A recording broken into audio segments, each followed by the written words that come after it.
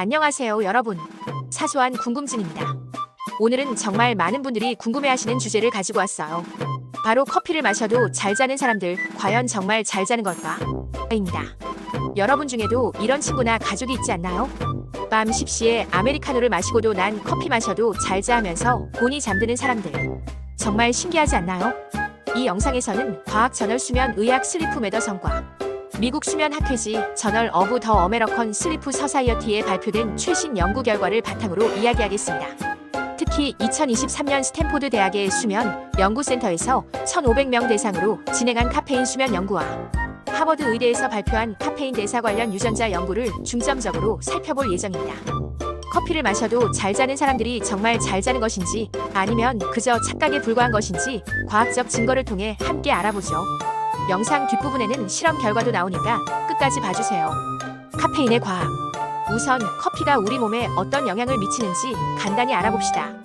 커피의 주요 성분인 카페인은 중추신경계를 자극하는 물질입니다. 카페인이 우리 몸에 들어오면 뇌에서 졸음을 유발하는 아데노신이라는 물질의 수용체를 차단합니다. 쉽게 말해 카페인은 뇌가 피곤하다는 신호를 받지 못하게 막는 거죠. 일반적으로 카페인의 효과는 섭취 후 30에서 60분 사이에 최고조에 이르고 반감기는 약 5에서 6시간입니다. 이게 무슨 말이냐면 오후 4시에 마신 커피의 카페인 중 절반은 밤 10시까지도 여러분의 몸에 남아있다는 뜻이에요. 하지만 여기서 중요한 점, 모든 사람이 카페인에 똑같이 반응하지는 않습니다. 사람마다 카페인 대사 속도가 다른데 이는 주로 CYP-RA라는 효소의 활성도 차이 때문입니다. 이 CYP-RA 효소는 카페인을 분해하는 주요 효소인데요. 유전적 요인에 따라 이 효소의 활성도가 사람마다 크게 달라집니다. 연구에 따르면 인구의 약 10%는 초고속 대사자로 카페인을 매우 빠르게 처리합니다. 반면 약 10%는 저속 대사자로 카페인이 체내에 오래 남아 있습니다. 커피와 수면의 관계. 그렇다면 커피를 마셔도 잘 자는 사람들은 정말 잘 자는 걸까요? 2021년 발표된 한 연구에 따르면 자신이 커피를 마셔도 잘 잔다고 보고한 참가자들의 수면을 측정했을 때 실제로는 수면의 질이 저하되는 경우가 많았습니다. 특히 렘 수면과 깊은 수면 단계가 짧아지는 경향이 있었죠.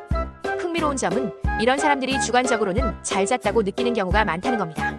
객관적인 수면의 질이 저하되었음에도 불구하고요. 이런 불일치가 생기는 이유는 크게 세 가지로 볼 수 있습니다. 첫째, 적응 효과. 카페인을 자주 섭취하는 사람들은 시간이 지남에 따라 카페인의 각성 효과에 내성이 생길 수 있습니다. 둘째, 개인차. 앞서 말했듯 유전적 요인으로 인해 카페인 대사 속도가 빠른 사람들이 있습니다. 셋째, 수면 압력. 충분히 피곤하면 카페인의 효과를 어느 정도 상쇄할 수 있습니다. 카페인 내성과 속임수. 카페인을 규칙적으로 섭취하는 사람들은 시간이 지남에 따라 카페인에 대한 내성이 생깁니다.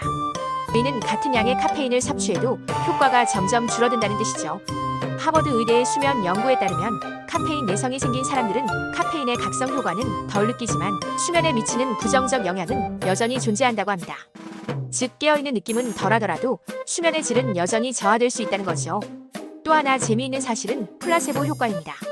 자신이 커피를 마셔도 잘 잔다라고 강하게 믿는 사람들은 실제로 이 믿음 자체가 수면에 도움이 될 수 있습니다.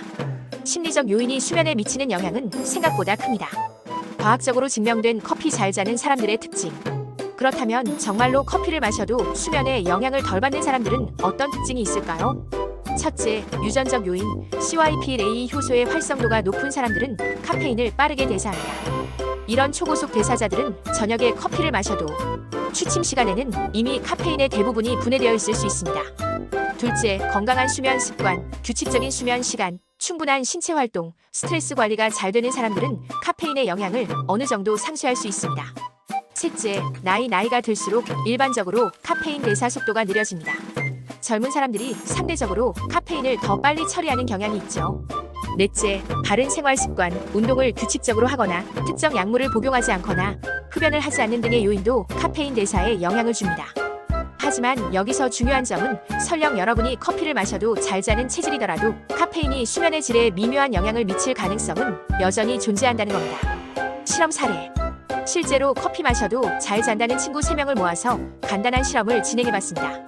일주일 동안 이들에게 취침 3시간 전 카페인이 포함된 커피와 디카페인 커피를 번갈아 마시게 한 뒤 수면 추적기기를 통해 수면 패턴을 관찰했죠. 결과는 어땠을까요? 3명 중 2명은 실제로 카페인 섭취 여부와 상관없이 거의 동일한 수면 패턴을 보였습니다. 하지만 한 명은 본인이 인식하지 못했음에도 불구하고 카페인을 섭취한 날에는 수면의 질이 약 15% 정도 저하되는 모습을 보였습니다. 오늘 알아본 내용을 정리해보면, 첫째, 커피를 마셔도 잘 자는 사람들은 실제로 존재합니다. 이는 주로 유전적 요인과 카페인 대사 속도의 차이 때문입니다. 둘째, 하지만 많은 경우 커피 마셔도 잘 잔다는 말은 주관적 느낌에 불과할 수 있습니다. 객관적인 수면의 질은 저하될 가능성이 높습니다.